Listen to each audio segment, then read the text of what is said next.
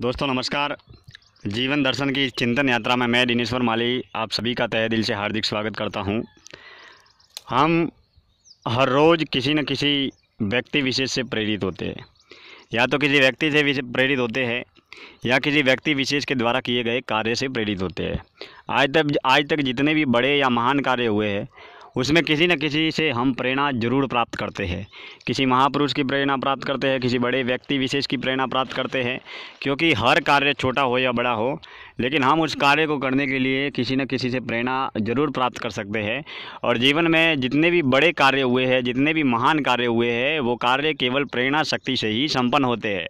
हमारे जीवन में केवल सोचने मात्र से ही कोई भी कार्य सफल या संभव नहीं हो पाता है। कई असंभव कार्य तब सफल हो पाते हैं जब हमारे अंदर की प्रेरणा शक्ति जागृत होती है। जीवन में अगर उत्साह है, उमंग है, जुनून है, जिज्ञासा है, तो ही आपकी ज़िंदगी सदैव सफल होती है। और जीवन में अगर आपके अंदर नकारात्मक विचार है, निराश है, उदास है, हताश है, और किसी कार्य को करने के प्रति अगर आपके दिल और दिमाग में प्रेरणा शक्ति नहीं है, तो आप उस कार्य में सफल नहीं हो सकते। क्योंकि जीवन में जितने भी बड़े कार्य हुए हैं, जितने भी बड़े लक्ष्य हासिल हुए हैं, या जितने भी कार्य सफल होते हैं, वो केवल और केवल अपने उत्साह के माध्यम से होते हैं। क्योंकि जीवन में जिसके भी जीवन में अगर उत्साह है, वो व्यक्ति नियमित निरंतर प्रयासों से सदैव सफल होता चला जाता है। और हमें सफल बनने के लिए, सदैव ही जीवन को आगे बढ़ाने के लिए हमेशा प्रेरणा शक्ति अपने अंदर जागृत करनी चाहिए। और प्रेरणा शक्ति जागृत करने के लिए हमें अच्छे व्यक्तियों की संगत करनी चाहिए, अच्छे लोगों से प्रेरणा लेनी चाहिए, अच्छे लोगों की जीवनियाँ पढ़नी चाहिए, अच्छे लोगों के संपर्क में रहना चाहिए, जिसके माध्यम से हम अपने जीवन में सफल बन सकते हैं। जीवन में अगर सफल होना है तो शक्ति होना जरूरी है, और शक्ति के साथ में सबसे महत्वपूर्ण है वो है सहन शक्ति होना जरूरी है। क्योंकि जीवन कई उतार चढ़ाव, धूप छाव, कई पहलुओं से गुजरता है। जीवन को जितना सहज सरल और साधारण हम मानते हैं, उतना सहज सरल और साधारण होता नहीं है। जीवन में जब भी कदम बढ़ते हैं तो कई आंधी आते हैं, तूफान आते हैं, कई पहाड़ आते हैं, जंगल आते हैं, मरुस्थल आते हैं, रेगिस्तान आते हैं, हर तरह की परिस्थिति हमारे पैरों तले आती चली जाती है। लेकिन जब हम समझौता करना सीखते हैं, जब हम सहन शक्ति के साथ में आगे बढ़ना सीखते हैं, तो जीवन की हर परिस्थिति को ढालकर हम अपने लक्ष्य की ओर सदैव आगे बढ़ते चले जाते हैं। और कई बात ऐसे नकारात्मक लोग या नकारात्मक विचारों से हमें दूर रहना पड़ता है। क्योंकि जब हम फिजूल लोगों से फिजूल बातें करते हुए बहस में उलझ जाएंगे तो हम निर्धारित समय पर अपने लक्ष्य तक नहीं पहुंच पाएंगे। इसीलिए जीवन में अगर सफल बनना है तो हमें अपनी मंजिल का निर्धारण करना अत्यंत आवश्यक है। क्योंकि कहाँ पर हमें जाना है, कितने समय में पहुंचना है, एक मंजिल का निर्धारण होना अत्यंत आवश्यक है। क्योंकि आप कहाँ पहुंचना चाहते हैं, कब पहुंचना चाहते हैं, कितने समय में पहुंचना चाहते हैं, इत्यादि विषयों पर आपको मूल्यांकन करना बहुत ज़रूरी है।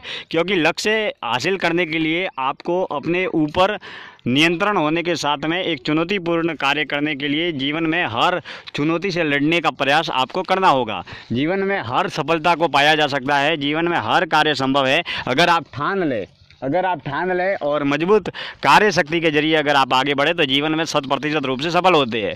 जीवन अनमोल है, परमपिता परमात्मा ने दिया हुआ ये अनमोल उपहार है। इस जीवन को कल्याण में लगाए और सदैव नियमित निरंतर ऐसे कार्य भी करें। जीवन में अपन अपनी आजीविका को चलाने के लिए, दाल रोटी खाने के लिए हम अपना कार्य करते ही है, लेकिन ये मनुष्य जन्म हमें मिला है, ये अनमोल है। हमें बुद्धि मिली है, विनय मिला है, विवेक मिला है, ज्ञान मिला है। पशु पक्षियों से और जानवरों से हम इंसान सर्वदा अलग है, क्योंकि हमें सोचने समझने की और हर अच्छे और भले बुरे कार्य करने की परख मिली है।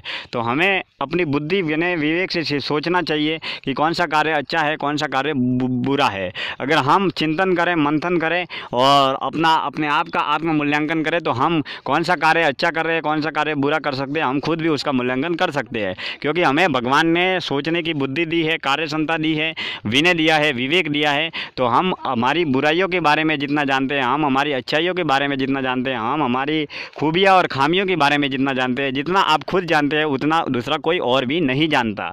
इसलिए हम जितना अपने आप का सही और सार्थक मूल्यांकन अपने आप का करेंगे, उतना सही और सार्थक मूल्यांकन कोई दूसरा और कर नहीं पाएगा। यही जीवन का सार्थक सपना है और जिसके जरिए हम अपने जीवन में आगे बढ़ते हैं। आज की इस चिंतन यात्रा में इतनी ही बातें। कल फिर मिलेंगे किसी एक और नई चिंतन यात्रा के साथ।